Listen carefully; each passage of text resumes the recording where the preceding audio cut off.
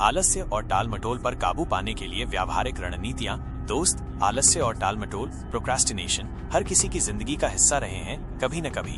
हम सब जानते हैं कि कुछ काम जरूरी होते हैं, लेकिन फिर भी हम उन्हें टालते रहते हैं या उन्हें शुरू करने में आलस करते हैं। ये सिर्फ एक बुरी आदत नहीं है, बल्कि इसके पीछे कुछ गहरे मनोवैज्ञानिक कारण होते हैं। जब तक हम उन कारणों को नहीं समझेंगे, तब तक इन आदतों से पूरी तरह छुटकारा पाना मुश्किल होगा। इस खंड में हम आलस्य के मूल कारणों को समझेंगे, उन्हें कैसे पहचानें और फिर शुरुआत करना सबसे मुश्किल है वाली समस्या को हल करने के लिए व्यावहारिक रणनीतियों और उत्पादकता बढ़ाने वाली तकनीकों पर गहराई से चर्चा करेंगे।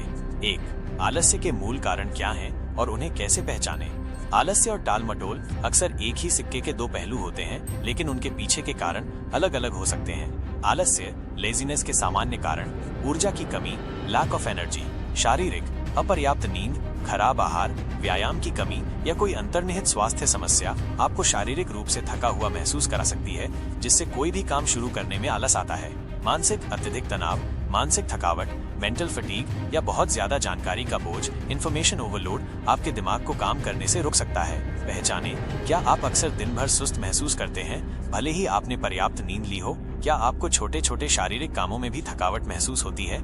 प्रेरणा की कमी, लैक ऑफ मोटिवेशन, लक्ष्य की स्पष्टता का अभाव, जब हमें ये नहीं पता होता कि हम क्या हासिल करना चाहते हैं या कोई काम क्यों जरूरी है, तो उसे शुरू करने की प्रेरणा नहीं मिलती। लक्ष्य का महत्व न समझना, अगर हमें किसी काम का मूल्य या उसके दूरगामी परिणाम समझ नहीं आते, तो उसे करने में हमारी रुचि कम हो जाती है। पहचाने, क्या आप अक्सर किसी काम को शुरू करने से पहले ही बोरियत महसूस करते हैं? क्या आपको लगता है कि इस काम का कोई बड़ा अर्थ नहीं है? पुरस्कार की कमी, हमारा दिमाग तत्काल पुरस्कारों पर काम करता है। जब किसी काम का परिणाम बहुत दूर होता है, तो उसे करने की प्रेरणा कम हो जाती है। हमें तुरंत संतुष्टि, इंस्टेंट ग्रेटिफिकेशन चाहिए होती है, जो आलस को बढ़ावा देती है। पहचाने, क्या आप उन कामों को टालते हैं जिनके परिणाम तुरंत नहीं दिखते? क्या आप उन कामों को प्राथमिकता देते हैं जिनसे आपको तुरंत खुशी मिलती है, जैसे सोशल मीडिया देखना?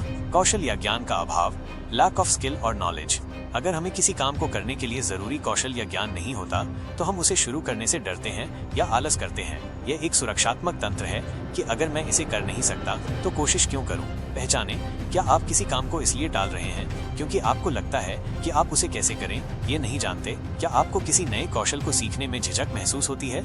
टाल-मटोल, प्रोक्रास्टिनेशन के सामान्य कारण। टाल-मटोल अक्सर भावनात्मक या मनोवैज्ञानिक होता है, न कि केवल आलस्य। असफलता का डर, फियर ऑफ फेलियर, ये टाल-मटोल का सबसे आम कारण है। अगर हमें लगता है कि हम असफल हो सकते हैं, तो हम काम को टालते हैं ताकि असफलता से बचा जा सके। इससे एक झूठी सुरक्षा का एहसास होता है। पहचाने, क्या आप किसी काम को इसलिए टाल रहे हैं क्योंकि आपको लगता है कि आप उसे अच्छे से नहीं कर पाएंगे? क्या आपको लगता है कि अगर आप इसे शुरू ही नहीं करेंगे, तो असफल भी नहीं होंगे? जो लोग पूर्णतावादी होते हैं, वे अक्सर काम को इसलिए टालते हैं क्योंकि उन्हें डर होता है कि वे उसे पूरी तरह से नहीं कर पाएंगे। वे सोचते हैं कि अगर मैं इसे वॉन बी आई परफेक्ट नहीं कर सकता, तो इसे शुरू ही क्यों करूं? पहचाने, क्या आप किसी काम को शुरू करने से पहले घंटों योजना बनाते हैं, लेकिन कभी शुरू नहीं करते? क्या आपको लगता है कि आपका काम हमेशा दूसरों के जितना अच्छा नहीं होगा? कार्य का भारी होना, ओवरवेल्म, टास्क ओवरलोड, जब कोई काम बहुत बड़ा या भारी लगता है, तो हम उसे शुरू करने से पहले ही हतोत्साहित हो जाते हैं और टाल देते हैं। पहचाने, क्या आप किसी बड़े प्रोजेक्ट को टुकड़ों में तोड़ने के बजाय उसे एक ही पहाड़ की तरह देखते हैं? क्या आपको लगता है कि आपके पास एक साथ बहुत सारे काम हैं और आपको पता नहीं कि कहां से शुरू करें? स्पष्टता की कमी, लैक ऑफ क्लैरिटी, जब हमें ये नहीं पता होता कि किसी काम को कैसे शुरू करना है या अगला कदम क्या है, तो हम उसे टाल देते हैं। पहचाने, क्या आप अक्सर किसी काम को शुरू करने से पहले भ्रमित महसूस करते हैं? क्या आप बार बार सोचते हैं कि मैं क्या करूं? अव्यवस्था और ध्यान भटकना, डिसऑर्गेनाइजेशन और डिस्ट्रैक्शंस, एक अव्यवस्थित वातावरण या लगातार ध्यान भटकाने वाली चीजें जैसे सोशल मीडिया, नोटिफिकेशंस हमें काम शुरू करने और उस पर ध्यान केंद्रित करने से रोकती हैं। पहचाने, क्या आपका कार्यक्षेत्र अव्यवस्थित है? क्या आप हर कुछ मिनटों में अपना फोन या सोशल मीडिया चेक करते हैं? खुद को पहचानना, इन कारणों को पढ़ने के बाद कुछ देर रुकें और सोचें, आपके लिए कौन से कारण सबसे ज्यादा सही लगते हैं। अपनी डायरी में लिखें कि आप किन कामों को टालते हैं और आपको क्या लगता है कि उसके पीछे असली वजह क्या है। ये आत्म जागरूकता पहला और सबसे महत्वपूर्ण कदम है। 2. शुरुआत करना सबसे मुश्किल है कि समस्या को कैसे हल करें। ये एक बहुत ही सामान्य बाधा है। अक्सर एक बार जब हम काम शुरू कर देते हैं, तो उसे पूरा करना आसान हो जाता है। असली चुनौती पहला कदम उठाना है। खुद से कहो कि तुम सिर्फ 5 मिनट के लिए वो काम करोगे जिसे तुम टाल रहे हो। अक्सर एक बार जब तुम शुरू कर देते हो, तो तुम्हें महसूस होता है कि 5 मिनट के बाद तुम उसे जारी रखना चाहते हो। ये दिमाग को धोखा देता है कि काम इतना भी मुश्किल नहीं है। उदाहरण, मैं बस 5 मिनट के लिए इस रिपोर्ट पर काम करूंगा या मैं बस 5 मिनट के लिए अपनी अलमारी साफ करूंगा। सबसे छोटे संभव कदम से शुरू करें। Start with the smallest possible step. अपने बड़े काम को इतने छोटे छोटे हिस्सों में तोड़ दो कि उन्हें करना बेतुका न लगे, इतना छोटा कि उसे टालना असंभव हो जाए। उदाहरण, अगर तुम्हें एक रिपोर्ट लिखनी है तो पहला कदम कंप्यूटर चालू करना हो सकता है, फिर डॉक्यूमेंट खोलना, फिर शीर्षक टाइप करना। अगर तुम्हें व्यायाम करना है तो जूते पहनना पहला कदम हो सकता है। बर्न द बोर्ड्स सिद्धांत, बर्न द बोर्ड्स प्रिंसिपल। इसका मतलब है अपने पीछे के सभी रास्तों को काट देना ताकि तुम्हारे पास आगे बढ़ने के अलावा कोई और विकल्प न बचे। ये तुम्हें खुद को जवाबदेह बनाने पर मजबूर करता है।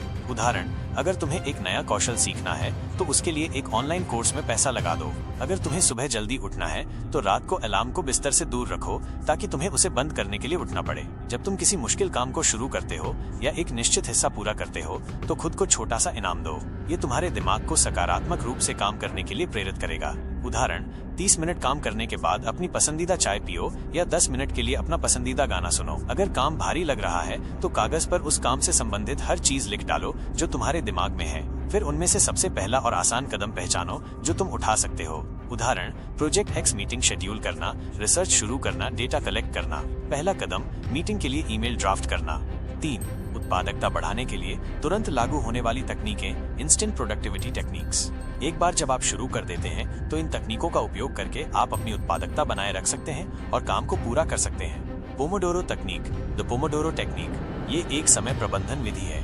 25 मिनट के लिए पूरी एकाग्रता के साथ काम करें, फिर 5 मिनट का छोटा ब्रेक लें। 4 पोमोडोरो, 25 मिनट के सत्र के बाद 15-30 मिनट का लंबा ब्रेक लें। फायदे, ये आपको छोटे छोटे टुकड़ों में काम करने में मदद करता है जिससे काम भारी नहीं लगता। ये आपको ध्यान केंद्रित करने और बर्नआउट से बचने में भी मदद करता है। टाइम ब्लॉकिंग, अपने दिन या सप्ताह के लिए एक स्पष्ट शेड्यूल बनाएं और विशिष्ट कार्यों के लिए विशिष्ट समय ब्लॉक करें। अपने कैलेंडर में उन समय ब्लॉकों को लॉक करें जैसे वे एक महत्वपूर्ण मीटिंग हो। फायदे, ये आपको ये जानने में मदद करता है कि आप कब क्या कर रहे हैं, जिससे ध्यान भटकने की संभावना कम होती है और आप अपने समय का बेहतर उपयोग कर पाते हैं। टू डू लिस्ट को छोटा और केंद्रित रखें। Keep to do list small और फोकस्ड। अपनी टू डू लिस्ट पर बहुत सारे काम न रखें। हर दिन के लिए 3 सबसे महत्वपूर्ण कार्यों पर ध्यान केंद्रित करें। जब आप बहुत सारे काम देखते हैं तो आप हतोत्साहित हो जाते हैं। फायदे, ये आपको प्राथमिकता देने और सबसे महत्वपूर्ण कार्यों पर ध्यान केंद्रित करने में मदद करता है जिससे आप उपलब्धि महसूस करते हैं। अपने दिन का सबसे मुश्किल, सबसे अप्रिय या सबसे बड़ा काम सबसे पहले करो। एक बार जब आप इसे पूरा कर लेते हैं तो बाकी दिन आसान लगता है और आपको उपलब्धि का एहसास होता है। फायदे, ये आपको सबसे महत्वपूर्ण काम को टालने से रोकता है और आपको दिन भर ऊर्जावान और आत्मविश्वास से भरपूर महसूस कराता है। अव्यवस्था को कम करें। Minimise clutter distractions. अपने कार्यक्षेत्र को साफ और व्यवस्थित रखें। अपने फोन पर नोटिफिकेशंस बंद करें, सोशल मीडिया से दूर रहें और उन वेबसाइटों को ब्लॉक करें जो आपका ध्यान भटकाती हैं। फायदे, एक साफ और व्यवस्थित वातावरण आपको बेहतर ध्यान केंद्रित करने में मदद करता है और आलस को कम करता है। अपनी ऊर्जा के स्तर को समझें। Understand your energy levels. अपने दिन के सबसे ऊर्जावान समय को पहचानें। क्या आप सुबह के व्यक्ति हैं या रात के? अपने सबसे महत्वपूर्ण और मुश्किल कामों को तब करें जब आपकी ऊर्जा का स्तर सबसे ज्यादा हो। फायदे, यह आपको अपनी प्राकृतिक लय के साथ काम करने में मदद करता है जिससे आप कम समय में अधिक उत्पादक हो पाते हैं। जवाबदेही भागीदार, अकाउंटेबिलिटी पार्टनर। किसी दोस्त, सहकर्मी या परिवार के सदस्य से कहें कि वे आपको आपके लक्ष्यों के लिए जवाबदेह रखें। उन्हें अपनी प्रगति के बारे में नियमित रूप से बताएं।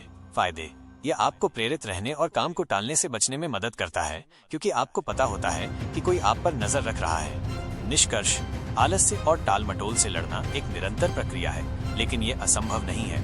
इन आदतों के पीछे के कारणों को समझकर और फिर इन व्यावहारिक रणनीतियों को अपनी दिनचर्या में लागू करके आप धीरे धीरे अपनी उत्पादकता बढ़ा सकते हैं, अपने लक्ष्यों को प्राप्त कर सकते हैं और अपनी जिंदगी में आगे बढ़ सकते हैं। याद रखें, पहला कदम उठाना सबसे मुश्किल है, लेकिन एक बार जब आप चलना शुरू कर देते हैं तो रास्ता खुद ब खुद बनने लगता है। आलस की जंजीरों को तोड़ो और अपनी असीमित क्षमता को पहचानो।